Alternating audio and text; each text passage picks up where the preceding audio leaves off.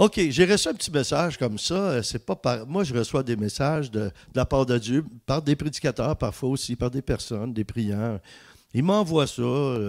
Puis, c'est peut-être pas moi personnellement qui l'envoie, mais moi, quand Dieu me dit, écoute-le, écoute ça ou lis ça, c'est parce qu'il veut vraiment me parler. Puis, il sait que j'ai l'opportunité de parler à d'autres personnes, donc ça se répand d'une façon positive.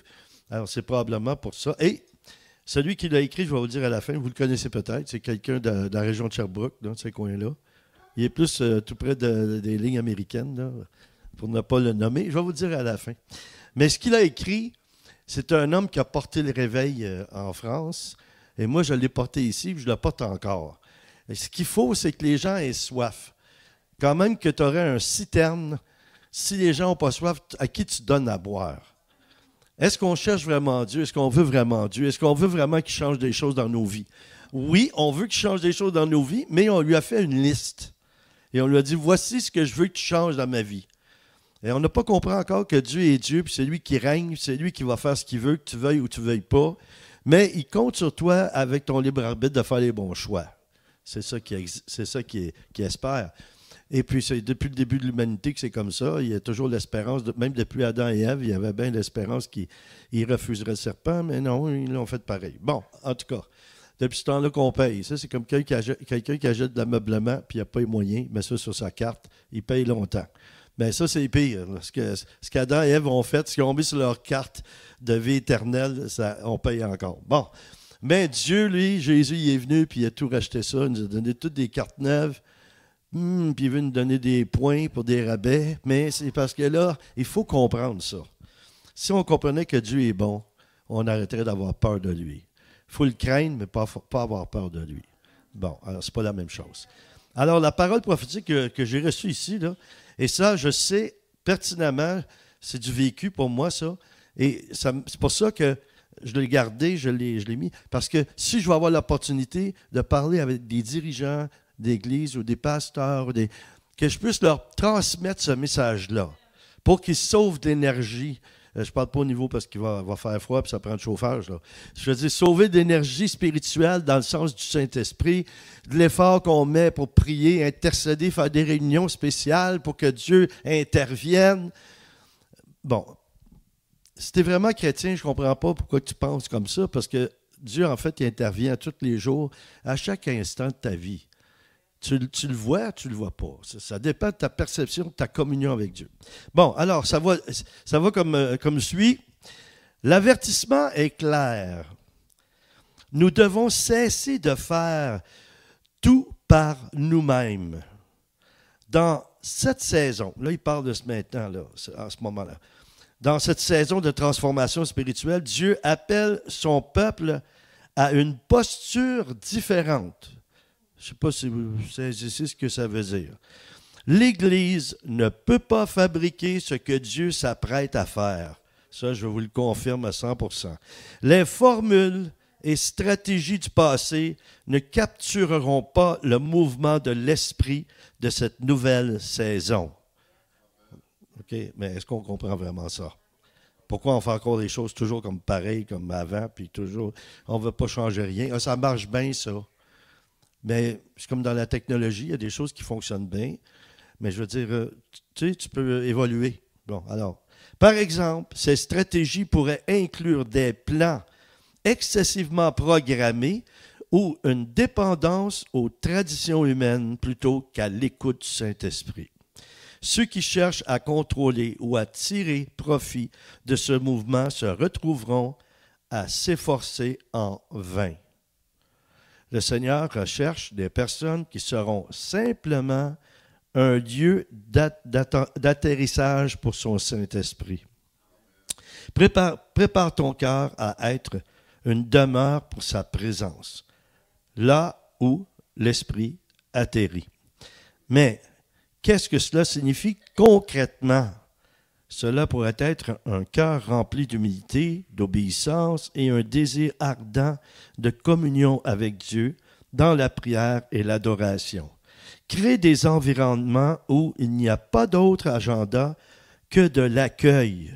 Cela peut se traduire par des moments de silence intentionnels, des espaces où des prières et la méditation sont prioritaires, ou encore des rassemblements centrés uniquement sur la recherche de sa présence.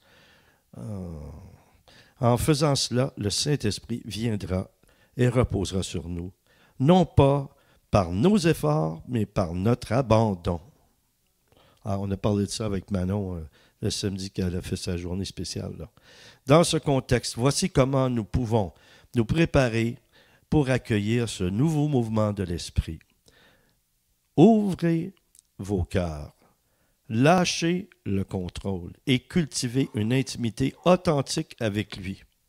Ce prochain mouvement de Dieu sera marqué par l'Esprit qui agit sans mesure dans des lieux et à travers des personnes qui sont pleinement ouvertes et abandonnées. Écoutons cet avertissement et préparons-nous pour ce qui est à venir. Dieu est prêt à agir puissamment. Soyons prêts à dire oui avec foi et humilité. OK. Ça, c'est un texte original qui vient de Nate Johnson. Je ne sais pas si vous connaissez. Nate Johnson, qui a travaillé. Le texte a été un petit peu travaillé. Et ça m'a été envoyé par, comme il m'avait annoncé une fois lui-même, le célèbre Michel Chevalier. Alors, Michel, si tu m'écoutes, tu vois qu'il n'y a pas rien que moi qui est célèbre.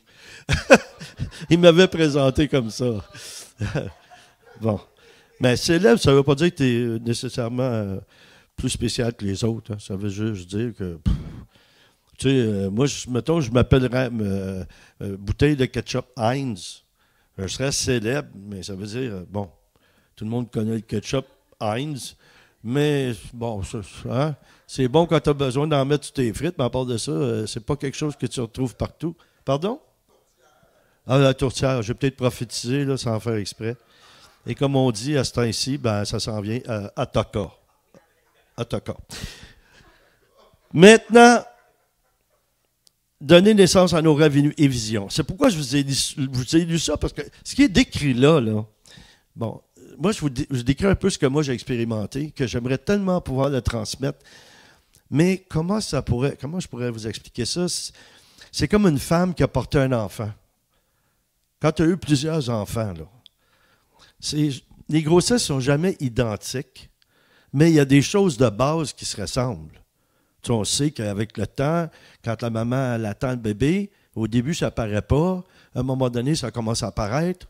À un moment donné, ça paraît presque trop. À un moment donné, elle ne voit plus ses pieds. On se comprend? Bon, ben, je sais qu'il y a des hommes qui vivent ça, mais je veux dire, ça n'a pas rapport à la grossesse, ça. Mais elle sait, à un certain moment donné, si elle en a déjà eu un, elle a une idée, il y a quelque chose, il y a des choses qui se produisent. Ah, j'ai senti le bébé tourner. Je pense que ses pieds sont ici. On voit des petites bosses sur le ventre. Puis bon, ben, quelqu'un qui a porté le réveil, c'est la même chose. C'est comme il y a déjà eu un enfant.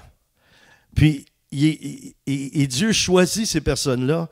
Quand il y en a eu un, il peut choisir les mêmes personnes pour être des outils ou des instruments pour le prochain, selon le vécu de la personne, l'âge aussi de la personne.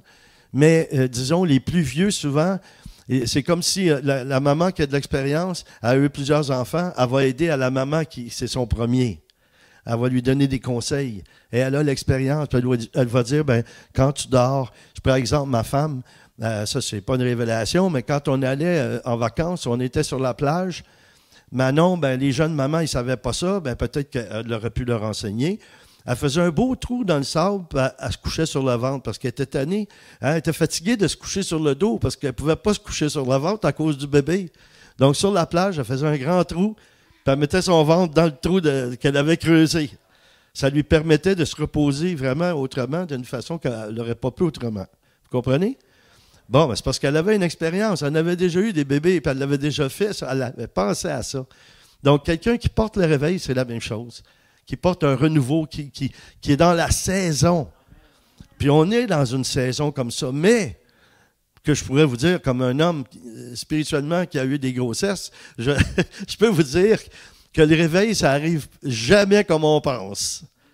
Je vais vous dire, ça arrive, c'est comme une surprise. De la même façon que tu prends ton test de grossesse, puis tu vois un petit plus dessus, puis tu fais ah, je pensais que j'étais enceinte, mais là, je le sais, c'est écrit, là, je le vois. Quand spirituellement, tu portes le réveil en toi, puis il y en a un autre qui s'en vient, ben tu l'as ton petit plus dans ton esprit qui fait oh, OK, c'est commencé là. Si je vous disais que le réveil mondial est commencé, ça fait 5 ans, vous pensez peut-être pas que vous ne voyez pas grand-chose, mais moi, ça fait 5 ans que je vois des choses qui arrêtent. Des signes, c'est des signes. Il va y avoir des conversions de plus en plus. Ça va être de plus en plus facile d'amener les gens au Seigneur. Vous allez pouvoir parler à des gens dans des lieux publics, puis ils vont être ouverts, ils vont recevoir, ils ne feront pas de grimaces, ils ne vous regarderont pas, puis dire ah, tu crois encore à ça? Ça, c'est des signes de réveil. Mais si tu n'as jamais eu de grossesse spirituelle, tu ne discernes pas ces signes-là. Toi, parce que tu as vu avant, quand tu étais dans le plus grand, nous, on a reçu en 92 une nouvelle onction. On l'avait déjà, mais en 92, on en a reçu un autre qui ne venait pas de Toronto. Ben, pas moi, en tout cas. Puis on l'a porté à plusieurs endroits, à Cuba, République dominicaine, Mexique. J'ai fait beaucoup d'endroits pour aller répandre l'onction, puis ça s'est répandu par milliers de personnes. Au Québec, c'était la même chose. Il y avait ceux de Toronto qui vivaient quelque chose, mais nous, de notre côté, on répandait l'onction. C'était des millions de personnes dont je parle, là. Il y en a beaucoup qui ont suivi, puis il y en a beaucoup, qu'est-ce qu'ils ont fait? Ils ont juste bu la ration. Ils avaient soif, mais une fois qu'ils ont été désaltérés, ils n'ont pas continué à vouloir maintenir la soif puis leur relation avec Dieu. Alors, imaginez, c'est même pas mon sujet. Ben, c'était juste un hors-d'œuvre, comme on dit. Hein? C'était juste une préparation. Mais ça a un lien avec les rêves, les visions, là. Ça a un lien avec la vision. OK, Proverbe, on y va. Proverbe 29, verset 18. Quand il n'y a pas de vision, le peuple est sans frein. Heureux celui qui observe la loi. Moi, je vous dirais dans le Nouveau Testament, heureux celui qui observe la loi que Jésus a établie à partir de l'Ancien Testament. Mais là, lui, il est le Nouveau Testament. Il nous a apporté cette nouvelle loi. Cette nouvelle loi, vous la connaissez, j'ai un commandement nouveau. Aimez-vous les uns les autres. Alors, pourquoi nos yeux sont fixés sur quelque chose qui doit venir? Pareil comme ceux qui ont vu Jean-Baptiste, puis ils attendaient le Messie, puis ils ont dit, est-ce celui qui doit venir? Bien, nous, on est pareil, parce que le Seigneur, il choisit ceux qui sont appelés à répandre dans la nouvelle saison, le Saint-Esprit qui commence à se manifester pour le salut de l'humanité. Ça va être le plus grand renouveau, le plus grand réveil, le plus grand salut qu'il n'y aura jamais eu depuis le début des apôtres. Parce qu'on est des milliards, là. Dans ce temps-là, il était des milliards, mais là, on est des milliards de billiards d'êtres humains sur la terre. Et il y en a beaucoup qui ne sont pas convertis, ne sont pas sauvés encore. Mais plus ça va, plus ça se répand. Il y a des... bon, on le sait, là, mais on entend parler. Il y a des conversions massives de musulmans. C'était pas comme ça avant. Tu leur parles du Seigneur, puis comme ça. Et aussi, ils guérissent. Jésus les guérit. On dirait que c'est extraordinaire. Comment avec une facilité. On prêche dans des pays où ils sont tout près des pays musulmans, mais il y en a qui traversent, puis qui viennent dans l'autre pays, puis viennent dans des croisades, puis ils sont convertis à Jésus. Et ils témoignent. Comme la femme, je vous ai témoigné ça, la jeune femme médecin, là, psychologue, que j'ai rencontrée, là, puis elle, il y a des milliers de personnes qui vont au Seigneur parce qu'elle a 2000 patients, puis elle ne fournit pas. Puis la raison pourquoi que ces musulmans-là veulent cette médecin-là, qui était musulmane, elle a eu une apparition de Jésus, puis elle témoigne de sa foi, puis elle amène des âmes au Seigneur, puis elle prie, puis elle guérit au nom de Jésus. Bien, il y en a des milliers qui veulent être ses patients, bien, pour Jésus, pour connaître ce qu'elle a connu. Ça, je vous parle de ça, il y a 4-5 ans, juste avant la pandémie, ça. Et ça se continue comme ça, de plus en plus. Ah là, écoutez ça, là, je vais vous faire sursauter, mais là, attention. Oh, bye, le oh, bye, au début, c'était pas en langue, mais là, ça, c'est en langue. C'est juste pour vous aider ceux qui commencent. Là, c'est un peu, soyez capables de distinguer quand je parle en French, en English, en espagnol, en langue. En langue. Bon, OK. J'ai un ami à moi qui est un grand contact. J'aimerais tellement l'inviter au Québec, là, puis faire une semaine de prophétique, là, à fond, là, comme ils disent là-bas, à fond la caisse. Tu sais, vraiment. Hein? Et puis, il s'appelle Walid Wash. C'est pas parce qu'il n'est pas beau puis il n'est pas gentil, là. Nous autres, des fois, on fait « Ouais, je suis pas bon. » Non, mais lui, il est très, très bon. Et le Seigneur l'a touché. C'était un musulman très impliqué. Il a été sauvé. Là, ça fait au moins une douzaine d'années qu'il est pasteur. Il est prophète. Il se promène partout. Puis Dieu l'amène à des endroits. Il y a des choses qui sont en train d'arriver qu'on ne peut pas s'imaginer. Puis Dieu me bénit parce que je suis en contact avec des personnes comme ça. Mais quand je suis allé en France la dernière fois, j'étais chez Walid. Il m'a invité à son église. Et lui, il m'avait donné un contact avec l'évêque de Toulon, qui est un charismatique, qui travaille avec des évangéliques. Ils ont même, je ne sais pas si ça va être diffusé, Seigneur, pardon, mais en tout cas, je dois vous le dire, ils ont placé un évêque du Vatican à côté de Monseigneur, que je connais, pour le surveiller, parce qu'il travaille trop avec les évangéliques. J'ai eu le bonheur de rencontrer cet homme, et qui était pas chaleureux tellement. Je ne sais pas au Vatican s'il manque de chauffage, mais en tout cas, il était froid. Puis, et mon ami Walid, c'est mon ami. Il a plein d'amis, des amis. Il est extraordinaire, ce jeune homme-là, il a 41 ans. Il me parlait, on me disait « Ah oui, ben, mon Seigneur, c'est mon ami, il vient écouter le foot chez nous, on prend une bière ensemble, on parle de Jésus, puis bon, OK. Il m'a fait avoir un rendez-vous avec lui. Après, j'ai passé à la radio de l'évêché. C'est tous des charismatiques, par exemple. Nés de nouveau, baptisés du Saint-Esprit, ils sont en feu. Ils ont un chapiteau en arrière de l'évêché pour 1500 personnes. Et ils se réunissent là plusieurs fois par année pour faire des trucs charismatiques, là. Où les gens, il y a un appel au salut, puis en tout cas, c'est vraiment... Wow! Alors là, quand je suis allé, là, je suis retourné. Je viens d'arriver, ça fait pas longtemps, 3 semaines, 1 mois peut-être, 1 mois. En tout cas, je vais encore chez Walid, et Walid, on va au resto après qu'on est allé à l'église et tout, puis il me dit, il est drôle comment il parle aussi, il a un accent français, mais arabe en même temps, j'imagine, je ne sais pas trop. « Ah, Daniel, tu ne sais pas, Daniel. Je vais te dire quelque chose d'extraordinaire, Daniel. Je vais te dire, tu ne sais pas quoi. Mon Seigneur est là. Tu sais qu'est-ce qu'il m'a dit, là? Il s'en va au Vatican voir le pape, puis il a dit, il va m'amener. » J'ai eu une photo il y a 3 jours avec Walid qui donne la main au pape, puis qui le regarde en plein. Puis comme je connais Walid, là, je suis certain qu'il a donné une parole au pape. Il n'est pas capable de se retenir de dire ce que Dieu dit. Et puis je suis certain que le pape, là, son petit képa, là, ça devait tourner ça tout seul. Parce que quand Walid, vous allez le connaître, je vais l'inviter ici, c'est trop. Quand il prophétise, là, il prophétise dans une assemblée, qu'importe le nombre les gens se penchent la tête comme ça. Tellement que ça passe. Puis si t'es peigné, tu vas être dépeigné après qu'il ait parlé. Il est tellement en feu, là. Ouf! Il est en feu, là. Il nous a invités à son église. On priait. Écoutez, les gens, ils volaient dans les airs tellement quand on priait, c'était wow! Puis des paroles. Il m'a donné des paroles. Moi, j'ai donné des paroles parce que ça, je vous le dis souvent, hein, je suis Daniel, le prophète du Nouveau Testament. Fait que ça m'arrive de donner des paroles. Il semble être vrai aussi, authentique, parce que ça s'accomplit. Mais qu'est-ce que vous pensez? Hey, savez-vous ce qu'il m'a dit en plus?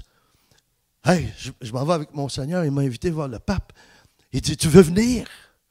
J'ai dit, ben là, c'est parce que mes dates ne correspondent pas, là. Ben moi, je serais allé, là. Tu sais, parce qu'au lieu de critiquer quelqu'un comme ça en autorité, là, ça va bien mieux quand tu es assis devant et tu lui dis qu'est-ce que tu penses ou ce que Dieu veut dire. Qui va lui dire si tu ne vas pas, toi? Moi, j'étais chez les cathos pendant longtemps, les catholiques, là, charismatiques. On vivait un de ces réveils extraordinaires que des évangéliques ne vivaient même pas, là. Ils ne savaient pas ce qui se passait. Puis ils priaient pour le réveil. Pendant ce temps-là, on remplissait des arénas puis on voyait des milliers de conversions. Puis des guérisons. C'est bien bizarre. Vous savez, c'est la même chose qui est arrivée dans le réveil d'Azusa Street là, avec William Seymour. Il était dans une grange. Là. De l'autre côté, il y avait une église. Là. Il ne savait même pas ce qui se passait là. Puis ça n'a pas duré longtemps. Là. Mais ça, c'est ça qui a créé la dénomination pentecôtiste. Ça vous donne une idée. Puis ça dure encore. Là. Ça veut dire qu'il reste encore des choses de ça. Mais nous, il reste encore des choses que Dieu a fait à ce moment-là. Alors moi, j'ai dit au Seigneur, OK, c'est correct, ben, peut-être une autre fois, si tu veux que j'aille là. Parce que, saviez-vous ça? Connaissez-vous les Campbell, Stacy Campbell, puis comment ça s'appelle? West. Bon, ces deux-là. Saviez-vous ça qu'eux autres, ils ont prophétisé sur le pape François là, avant qu'il soit pape, pour lui dire que c'était lui qui était pour être pape. C'est 2 évangéliques qui ont prophétisé sur lui. Donc, il y a quelque chose que Dieu fait, puis ça nous dépasse. Nous, on regarde trop terrestre, on regarde trop des structures. Jésus, c'est pas ça qu'il regardait, lui. Il regardait son Père, il faisait ce que son Père lui disait de faire. Il transmettait, ses apôtres ont fait la même chose jusqu'à nous, puis nous, c'est ça qu'il faut faire. Moi, quand je prie avec quelqu'un, je demande-tu s'il est témoin de Jéhovah, il était-tu dans les gérolas, je ne sais pas, il était-tu dans le chocolat, je ne pose pas cette question-là. Je lui demande, est-ce que tu connais le Seigneur, est-ce que tu connais Jésus? Non, Jésus, un peu, j'allais à la messe quand j'étais enfant, ou bien je n'y allais pas du tout, ou bien j'étais dans une secte satanique. Ah oui, puis moi, je m'intéresse à eux, OK? Puis là, je prie, puis tout à coup, il donne leur vie à Jésus. Hein? Comme je vous ai dit, dernier voyage avec Normand, 350 personnes, 250 qui donnent leur vie au Seigneur d'un coup. Qu'est-ce qu'on a à courir dans les rues ici? Là, moi, je me la demande. Pourquoi qu'on fait ça? Moi, je ne faisais pas ça avant, puis je ne le fais pas encore. Non, c'est beau un à un, là, mais ça, c'est facile. Tu t'en vas d'un Tim Hortons. Là. Moi, le matin, je m'en vais où est la Ligue du Vieux Poil. Connaissez-vous ça, la Ligue du Vieux? Ceux qui sont plus vieux, vous savez c'est quoi? C'était des messieurs plus âgés, des sportifs qui étaient... Il y avait un poêle, là, puis il chauffait au bois, là. Puis il était autour de ça, puis c'était des commentateurs sportifs. Puis ils parlaient entre eux autres, la dernière partie des Canadiens contre Boston, puis là, ils parlaient de ça, puis bon. Mais moi, j'étais un peu dans cette ligue-là, mais dans la ligue spirituelle. Quand je vais au centre d'achat, tout un paquet de monde âgé, là, puis retraités, ils sont tous assis là en train de prendre un café. Tu veux ça évangéliser? Va t'asseoir là. Hey! Va t'asseoir là. Moi, je m'assois là, je ne dis pas un mot, puis ils veulent tous venir me parler. Puis quand je leur parle, j'attends. Je me disais, vous faites quoi, vous, monsieur? Ben, je dis, moi, je suis comme vous, je suis retraité. Là. Ben, vous n'avez pas de l'air bien vieux. Ben, je dis, ben, je ne suis pas bien vieux. Ben, il dit, pourquoi vous venez ici? Ben, moi, je vous écoute parler, c'est parce que je vais apprendre à comment faire pour être retraité. C'est pour ça que je fais ça. Puis je les fais rire. Puis là, vous êtes sympathique. Puis là, à un moment donné, quand ça fait un bout que ta ligne est lancée, là tout à coup, poum, ça mord. Puis là, je leur dis, oui, ben, qu'est-ce que vous faites dans la vie? Bien sûr, quand tu poses cette question-là, c'est certain, je les ramène tout de suite dans la chaloupe. Là, je leur dis, écoutez, ben, je suis pasteur. Ah, oui? Ah! Puis là, ils m'ont vu, j'ai ri un peu avec eux autres. C'est comme ça les déjoue, ça les déstabilise parce que je ne suis pas un stéréotype. Donc, qu'est-ce qu'il y a? Ah oui, puis c'est où votre église? Je leur parle de ça. J'ai pas je dirais, la prétention de croire qu'ils vont venir dimanche d'après, là. Puis je fais rien pour ça nécessairement, dans le sens, moi je me dis, une fois qu'ils vont connaître Jésus, je leur laisse ma carte. S'ils veulent venir à l'église, ils vont m'appeler, puis je vais leur dire où c'est, puis je vais leur dire à quelle heure. Puis des fois, je leur dis, regardez mon site. Puis là, quand ils vont sur mon site, bien, toutes les annonces de l'église, je les mets dessus. À un moment donné, ils vont arriver. Il y en a peut-être qui sont là, même qui sont venus, puis on ne sait même pas que c'est peut-être comme ça. La dernière fois, on était là, Manon et moi, on a vu des gens qui venaient dans nos réunions il y a 20 ans. Ah, tout à coup, ils arrivent. Et là, ça leur a fait du bien. Ah, merci, c'était comme un oasis. Ah, vous nous avez fait du bien. Ils ont dit, ah, c'était comme dans le temps, mais mieux. Ben, merci Seigneur, ça a progressé. Alors, je reviens encore à la vision et au rêve. Quand il n'y a pas de vision, le peuple est sans frein. Heureux celui qui observe la loi. Donc, heureux celui qui observe, dans notre cas, l'amour. C'est ça la loi.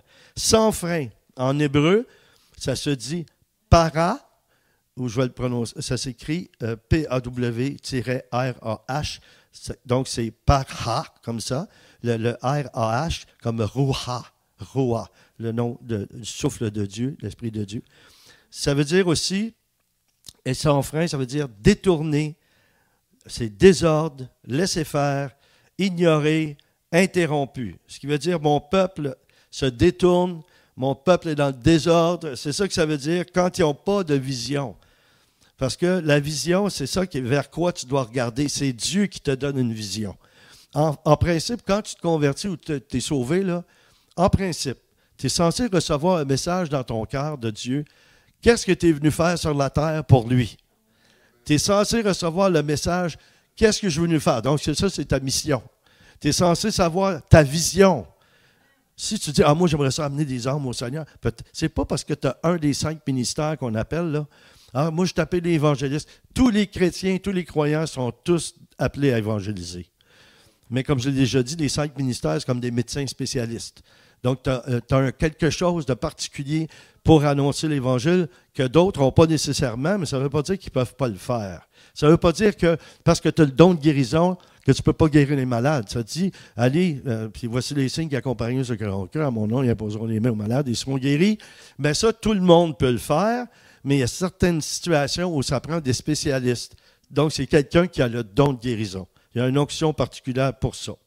Osée 4, 6 déclare, ce verset-là, je sais, vous l'avez déjà lu, vous l'avez entendu.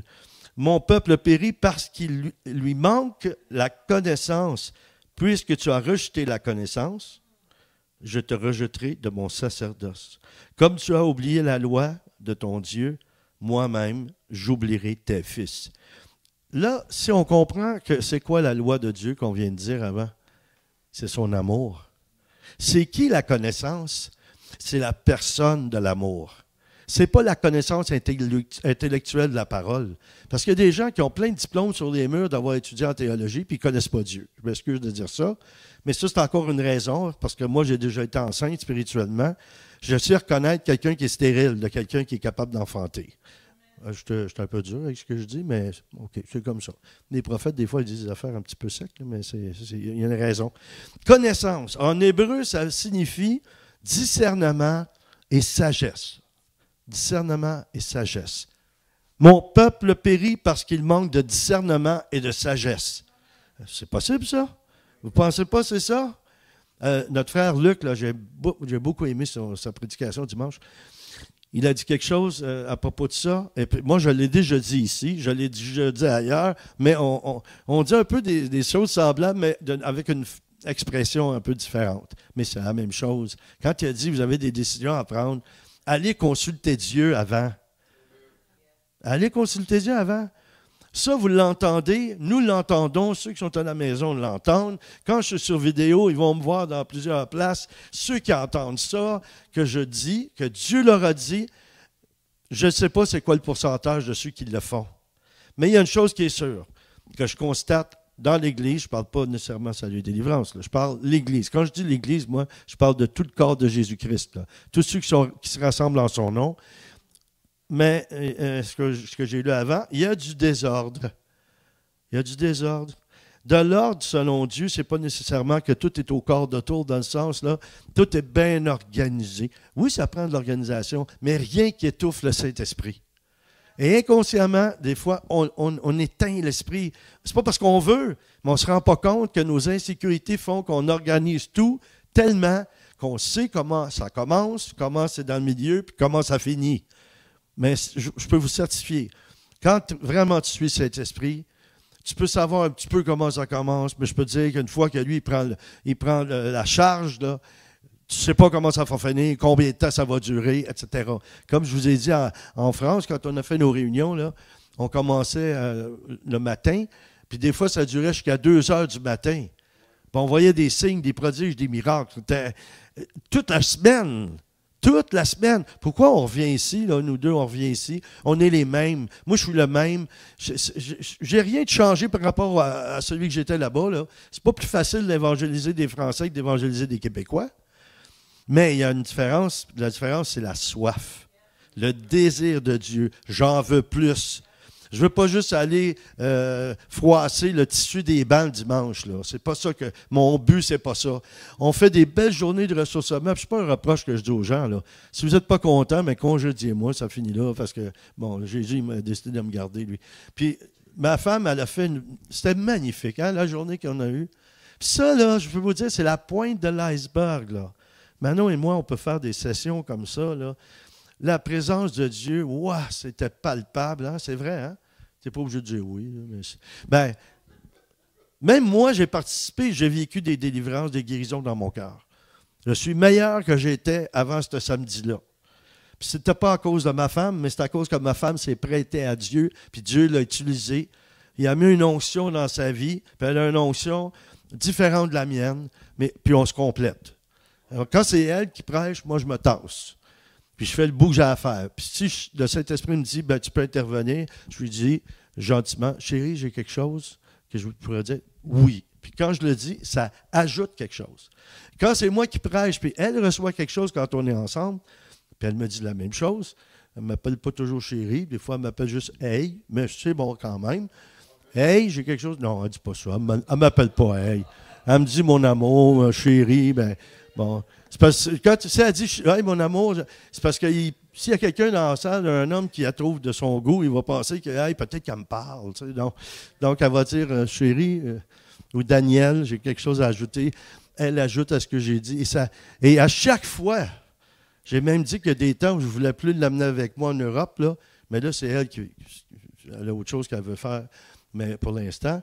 Mais je dis aux gens, vous n'amenez pas votre femme? Je dis, non. Je dis, elle me vole la vedette à chaque fois qu'elle vient. Et moi, je prépare le terrain, je défriche, puis je passe le bulldozer, puis tout à coup, ma femme a dit un petit quelque chose à dire. Moi, ça fait à peu près 20 minutes que je parle. Elle arrive, puis elle vient, puis en 2 minutes, tout le monde est « Wow! » Ah là, je dis « Wow! » C'est plus moi la vedette.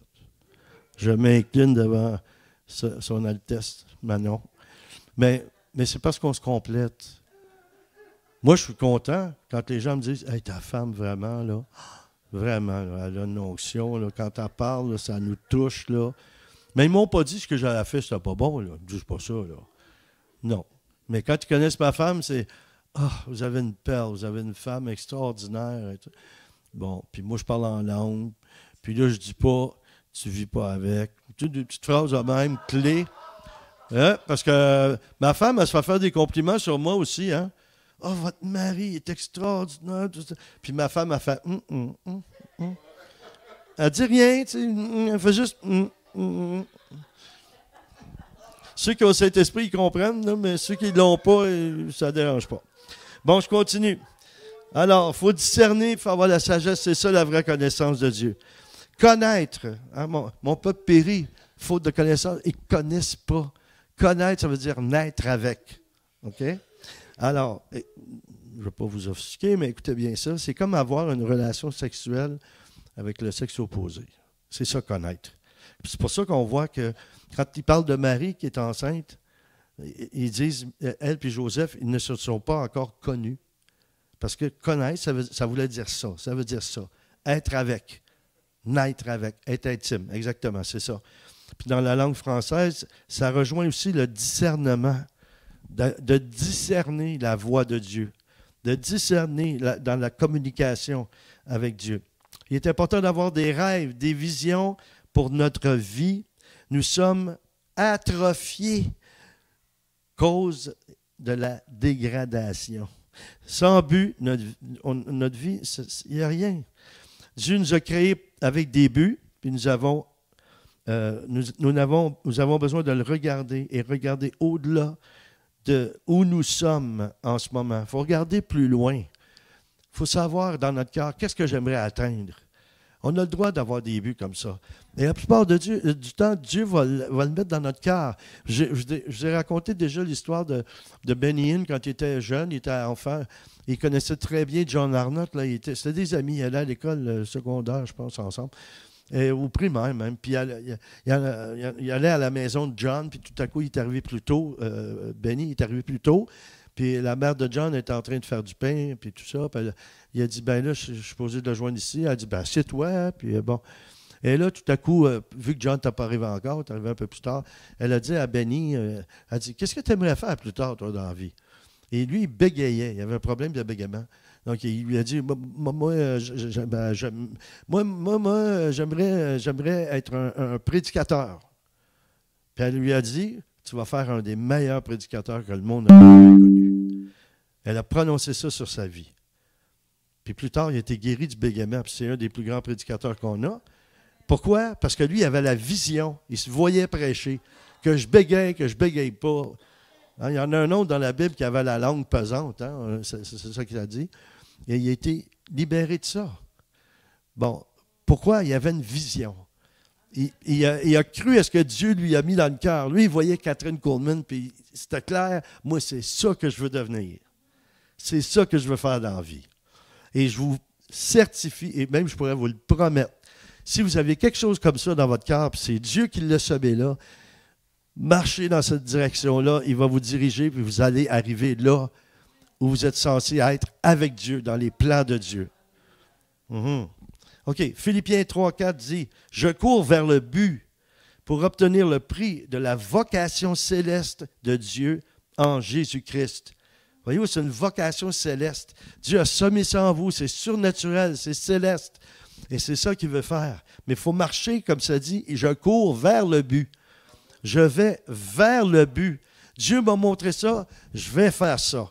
Moi, j'avais vu, bon, moins bon, mais c'est ça qui a fait que je suis qui je suis. À l'âge de 6 ans, comme des millions de personnes, j'ai vu 4 gars à la télévision qui chantaient avec les cheveux longs, puis on n'avait jamais vu ça. Et quand j'ai vu les filles, puis tout le monde qui criait, là, c'était incroyable, là, tellement qu'on ne les entendait presque pas chanter. Je regardais ça, puis tout de suite, dans mon esprit, ça a fait « Moi, c'est ça que je veux devenir. » Et je suis devenu ça. Mais après, Dieu a pris ça, et tout ce que j'avais reçu par mon talent, je l'ai développé, et quand ça a été mûr, c'était le temps, Dieu m'a sauvé, et là, j'ai commencé à faire ça pour lui. Et ça a continué. Moi, je trouve ça très rigolo, très drôle, écoutez, je vous dis ça simplement, là. Quand quelqu'un vient me voir, là, des fois, quand je vais à des endroits, là, ils achètent mes livres, ils achètent mes CD, mes albums. Ils viennent me faire signer mes trucs, là. Ils veulent un autographe, c'est ça qu'ils veulent. Mais moi, quand je signe, c'est pas ça que je fais. Dieu me dit, avant, tu as connu le végétariat, tu signais des autographes. Maintenant, tu signes, mais tu prophétises. À chaque fois que quelqu'un achète un livre ou un CD, je leur écris une prophétie, je leur écris une parole d'encouragement, et j'écris, ça c'est un petit quelque chose que Dieu m'a inspiré d'écrire, j'écris presque à chaque fois, « Je prie pour toi et je te bénis ». Donc là, je le mets sur la liste de prières de milliers de personnes pour que je prie. Donc, à tous les jours, je prie pour la personne qui a pris mon livre ou mon album. Et là, je leur ai écrit un petit mot. Si ça a un lien avec un des livres, bon, le dernier que j'ai écrit sur les signes, les miracles, tout ça, le Dieu des merveilles, j'ai écrit « Toi aussi, tu es appelé à faire des merveilles au nom de Jésus, au nom de Dieu. » J'écris ça. Donc, la personne, là, au moment où elle lit ça, elle se dit « Ah! » Puis elle lit le livre, puis là, elle fait « Ah! Cette personne-là a vécu ça. Elle m'a écrit au début du livre que moi aussi, je pourrais vivre ça. » Imaginez ce que ça fait dans l'âme et dans l'esprit de quelqu'un, ça. Puis j'y ai parlé. Moi, ça me fait rire parce que quand ils me voient dans des grands trucs, là, ils s'approchent puis ils viennent me parler, puis je vois c'est comme s'ils ont une crainte. Là. Est-ce que je peux m'approcher de lui? C'est ça. Moi, je trouve ça drôle là, parce que je n'ai pas dans la tête du tout ça. Puis là, je parle avec eux, puis puis là, tout à coup, après, ils me disent « Hey, M. Boudria, ou Pasteur Boudria, ou whatever, ça dépend qu'est-ce que moi... » Là, ils me disent « Hey, vous êtes parlable. » C'est drôle de se faire dire ça, là. Oui, parce que vous savez, il y a des hommes de Dieu et des femmes de Dieu qui n'essayent pas de les approcher, là. Ils ont des gardes du corps, là. Moi, je n'aurais besoin que la moitié d'un, peut-être. Ou 2 petites personnes, parce qu'à la grandeur que j'ai, il n'y a pas long de corps, ça ne demande pas beaucoup de protection. Bon, en plus, si ma femme est là, attention, s'il y a une femme qui s'approche trop proche, j'ai mon Doberwoman qui n'est pas loin. OK, je continue.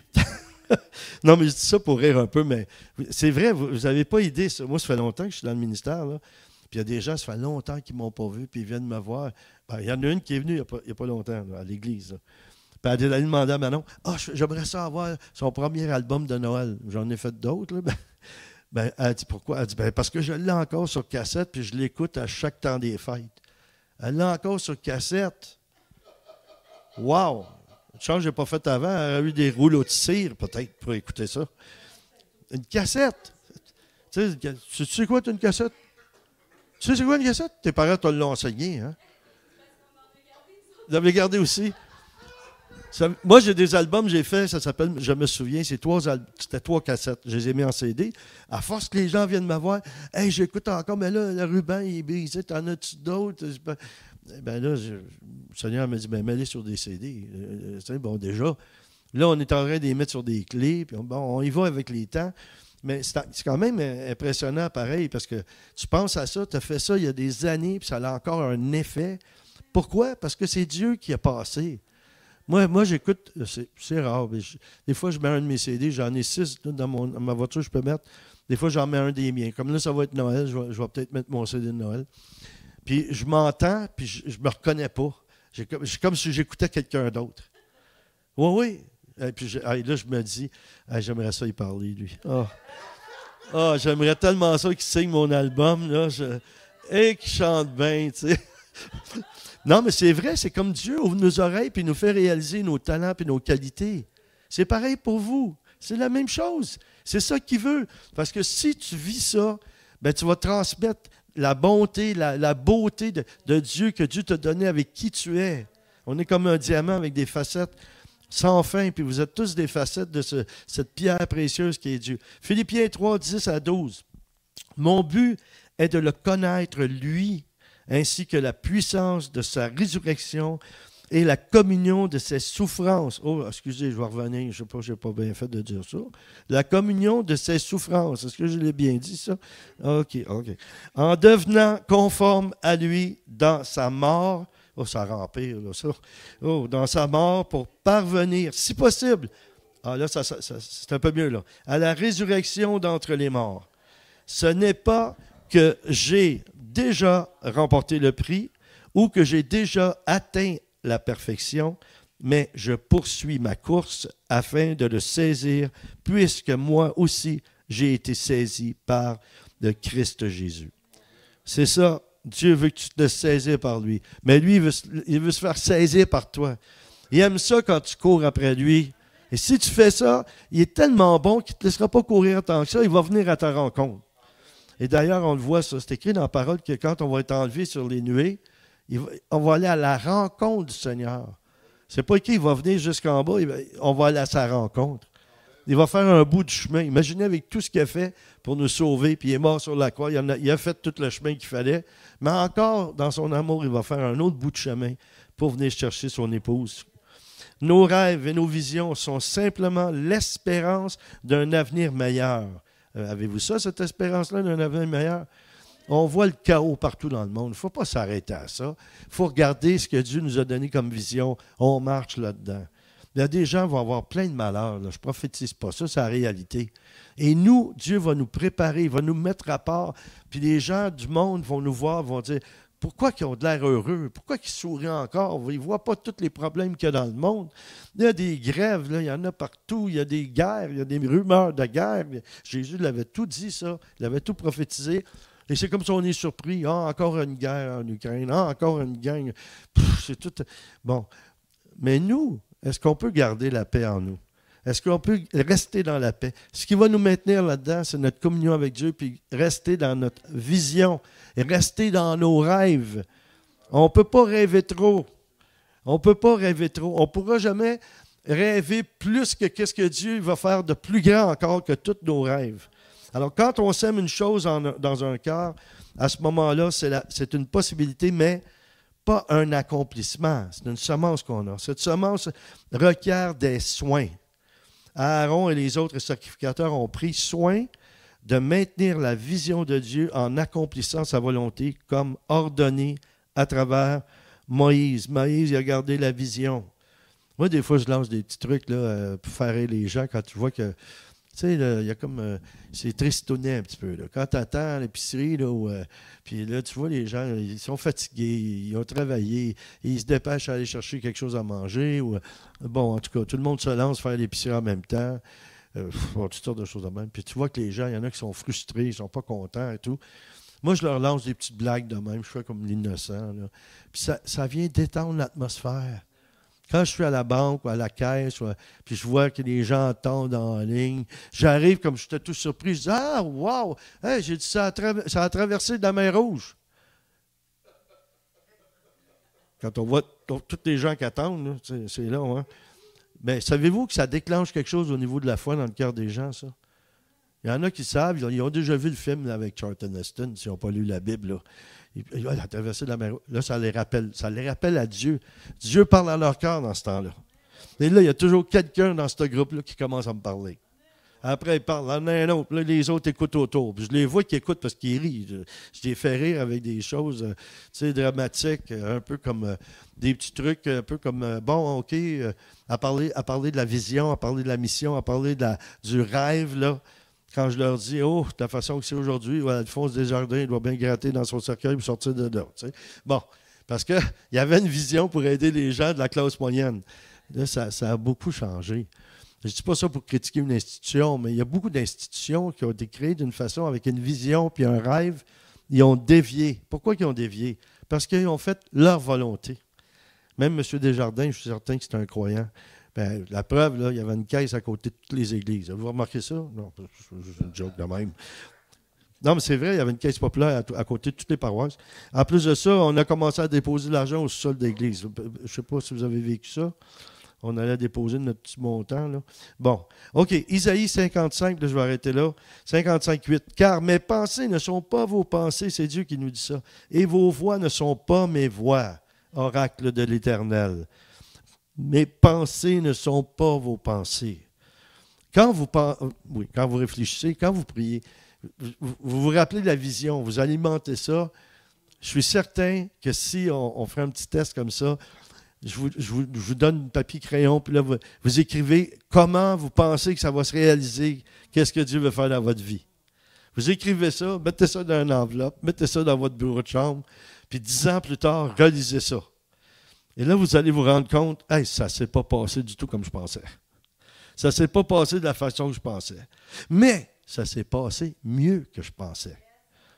Nous, on faisait ça, des ressourcements de week-end, là, puis on disait aux gens de se prophétiser sur eux-mêmes. Puis écrire comme ça, là. Puis on disait, mettez ça, là, puis on échange ça avec d'autres personnes. Puis quand la personne va l'avoir à cœur, elle va vous mêler votre lettre. La personne mettait son adresse dessus, là. Puis là, à un moment donné, l'autre personne, il avait échangé. Disons, moi, j'aurais eu l'enveloppe, j'aurais eu ton enveloppe, Diane, là, dans la fin de semaine. Puis là, tout à coup, la vie passe. Là, je vois ta lettre que j'ai mise sur ton bureau, sur mon bureau pour ne pas l'oublier. Puis là, je dis, c'est vrai, il faudrait que j'envoie à Diane. Ça fait 3 mois, là. Bon. Puis Diane, elle ne sait pas quand elle va recevoir ce courrier-là. Puis elle ne saurait même pas. Vas-tu bien me dire qu'est-ce qu'il m'écrit? Puis là, tout à coup, elle ouvre ça, puis elle se rappelle, c'est elle-même qui a prophétisé quelque chose. Puis là, elle voit, Dieu a parlé, Dieu l'a fait, Dieu l'a accompli. Ça, c'est des choses que c'est de santé spirituellement de faire ça. Ça active en vous les rêves, les visions. Romains 12, 2 dit nous, ne vous conformez pas au monde présent, mais soyez transformés par le renouvellement de l'intelligence, afin que vous discerniez quelle est la volonté de Dieu, ce qui est bon, agréable et parfait. Pour savoir ça, moi, si je veux agir d'une façon agréable, et excusez, je ris ma joke avant de la dire, mais ça, bon, je suis comme ça, tu sais, je fais un petit test, là, c'est comme un échantillon, un Publisac. Je disais, ouais, elle a de l'air d'être drôle, je vais dire. Mais si je veux faire ça envers mon épouse, là, OK? Si je veux être agréable envers elle, bon, qu'est-ce que je vais faire? Il faut que je discerne sa volonté. Il faut que j'apprenne à connaître mon épouse pour savoir quelle est sa volonté. Donc, pourquoi? À tous les jours, je parle avec elle. À tous les jours, ben, je sais. Ben, je pense que je suis pas mal. Je réussis quand même à dire à tous les jours que je l'aime, puis je lui donne un petit bisou à tous les matins, en tout cas. C'est très rare que ça n'arrive pas. Puis si ce n'est pas arrivé, là, je lui dis qu'elle n'est pas venue vers moi. Bon, OK, bon, c'est correct. Mais je m'informe. Je m'informe sur ce qu'elle aime, je m'informe sur ses désirs. Qu'est-ce que je peux faire pour lui faire plaisir? Alors, Seigneur, qu'est-ce que je peux faire pour te faire plaisir? Si je veux savoir comment faire, il faut que je parle avec. Il faut que je dialogue avec. Il faut que je l'écoute. S'il me demande de faire quelque chose plaisant ou implaisant ou pas plaisant, je dois le faire quand même. Moi, je vais vous dire, c'est pas mon prédicateur favori, là, mais il y en a un que j'aime beaucoup, puis je vois des petits trucs qu'il m'envoie, là. Joel Osteen. Lui, là, c'est un jeune homme, là. Écoute, écoute, il est inspiré, c'est sûr. C'est peut-être pas le plus charismatique là, qui lance tout le monde à terre, mais il y a une chose. Il y a plusieurs fois que le Seigneur m'a parlé par lui. Oui, il m'encourage beaucoup. Des petites phrases comme ben c'est à toi que je parle. Là, puis, disons que c'est Diane qui est devant l'écran. C'est à toi que je parle.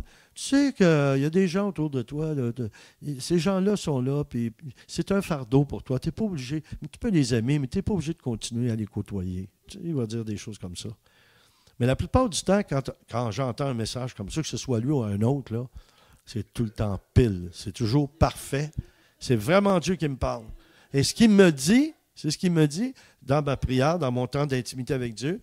Là, après, j'ai fini, puis je vais voir mes messages. Ben, des fois, je vois sur Internet. Ah, tiens, je vais aller voir ça. Et aussitôt que je viens pour cliquer dessus, le Seigneur, elle me dit, ce qu'il va dire ou ce qu'elle va dire, écoute ça, c'est pour toi. Et c'est comme ça à 100% du temps.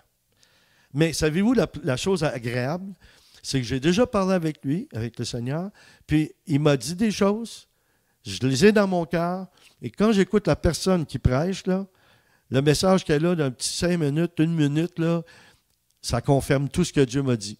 Comme ça, je sais que c'est Dieu qui m'a parlé. Je ne m'imagine pas. Je pense que le Seigneur m'a parlé. Je suis certain qu'il m'a parlé. Pourquoi? Parce qu'il le confirme, et il le confirme par des gens aussi. Je vais aller même quelque part, n'importe où, là, faire quelque chose de très simple, là, de quotidien. Puis quelqu'un va me dire quelque chose, puis c'est même pas nécessairement un croyant. Il va me dire quelque chose. C'est le même message que le prédicateur a dit, que j'ai écouté, le même message que j'ai lu dans la parole de Dieu, le même message que j'ai reçu par la foi, par le Saint-Esprit, croyant que c'est le Saint-Esprit qui m'a parlé, la même chose. Des fois, toute la journée, je me fais répéter le même message. Bon, il y en a un que j'ai compris, c'est sûr.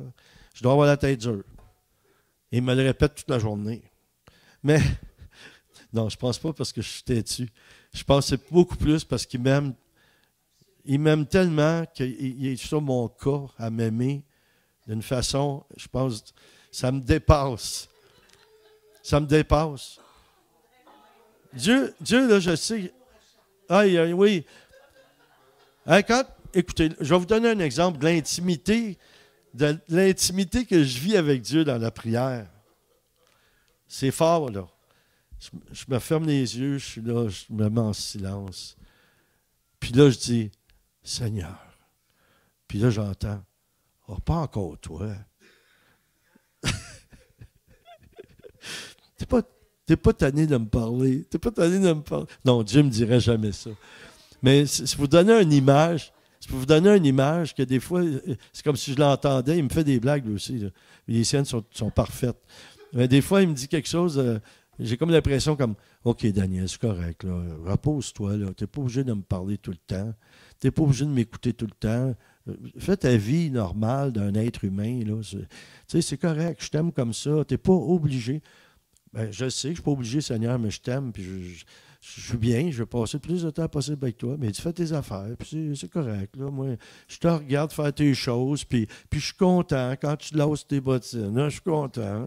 Mais quand tu te fais à manger, puis tu critiques pas ta femme, je suis content. Bon. Mais Dieu se manifeste dans la simplicité. Hein. Ça, c'est une chose qu'il a, Jésus, la simplicité. C'est ça qui est désarmant. L'être humain aime ça quand c'est compliqué. Bon, OK. Moi, je trouve ça drôle parce que j'assiste. L'autre fois, j'ai été invité. J'allais dire invité d'horreur, mais en tout cas, invité d'honneur. J'étais avec des messieurs qui sont tous habillés en Louis XIV, là, je ne sais pas comment on appelle ça. En anglais, ils disent Valley Victorian, mais ça veut dire quand ils offrent des diplômes, des certificats, des trucs de même. Moi, je trouvais ça drôle parce que j'avais un de mes amis, le docteur Savard, Jean-Pierre Savard. Ça fait longtemps que je le connais. Puis, c'est un gars très simple. Tu sais, fait que je le vois habillé là, avec tout le truc, là, les docteurs, la toge, avec. J'ai dit, wow! J'étais assis là, un peu plus, j'étais pour avoir ça moi aussi. Quand ils ont dit, oh non, pas vous, c'est pas grave, là. C'est parce qu'ils avaient prévu, eux autres, certaines personnes, là. Puis c'était correct. J'ai dit au Seigneur, merci Seigneur, il a fallu que je porte ça, moi. J'aurais fait le clown, ça n'aurait pas d'allure, là. Fait que j'ai dit à Jean-Pierre quand je l'ai vu, puis j'ai dit à un autre à côté de moi, j'ai dit, ça fait drôle de le voir habillé comme Shakespeare, tu sais. On dirait une pièce de Shakespeare, ou bien, comment il s'appelait, Henri VIII. Avec le genre de béret, ils sont tout habillés, ceux qui ont déjà vu ça, en velours noir avec du rose. C'est très beau, mais moi, ça ne me dérange pas. Moi, ça ne me dérange pas qu'il m'appelle docteur. S'il faut qu'il me mette cet habit-là, laisse faire, je vais y aller en pyjama. Moi, ça me fait rien. Ça ne me dérange pas du tout, ça. Mais je trouve ça drôle quand même, parce que là, ça devient, mais je commence à être un petit peu dans la confusion. Là, fait que peut-être qu'il faut que je garde mes yeux sur la vision. Parce qu'il y a des pasteurs, il y a des gens qui m'invitent. Ils m'écrivent. Puis là, ils écrivent Pasteur Daniel. Bon, c'est correct. Là, je réponds. Après ça, tout à coup, Docteur Daniel. Là, je réponds. C'est le même, là. Après ça, apôtre. Là, je me dis, ils vont tous se faire une idée, là. Je commence à être mêlé, moi. Dites-moi ce que vous avez besoin, m'essayez de répondre aux besoins, mais là, arrêtez pas, il n'arrête pas. C'est comme je me levais le matin et il me disait, OK, aujourd'hui, tu es plombier. Je m'en vais, je prends mes outils de plombier, je viens me sortir de la porte. Non, non, tu es menuisier. Je prends mes outils de menuisier. Mais moi, le Seigneur, il me dit, regarde, c'est pas grave, mets tout dans le truck. Ça va tout servir. Mettre tout dans le camion. Peu importe les outils. On ne sait jamais, ils peuvent avoir besoin de quelque chose. Bon. OK, j'avais dit que j'avais fini. Bien, j'ai fini. Il y avait d'autres détails, mais je vais prier surtout sur le point qu'on prie ensemble, sur le point pour que s'accomplissent la vision que Dieu a pour vous, les rêves que Dieu a pour vous. Et la prière, c'est comme une prière où on va s'abandonner. Est-ce que vous comprenez? S'abandonner. Ça veut dire que je fais quelque chose. Tiens, je vais le faire, je vais te montrer ça. Des fois, je fais ça, c'est dommage, j'ai juste un 25 sous. Mais d'habitude, le montant, il peut être plus haut. Ça dépend que j'ai dans mes poches. Là. Mais Diane, OK, je vais te donner ça. D'habitude, je dis garde-toi quand je leur donne $1 ou $2. OK, tu le gardes. Il est à toi. Tu ne me le redonnes pas. OK, vous avez compris. Là, j'ai donné une pièce de monnaie à Diane, ici. Oui, multiplier. Ben, moi, je te le souhaite bien. Là. Si tu pries pour ça, c'est un 25 sous. Tu vas peut-être avoir un troupeau de chevreuils.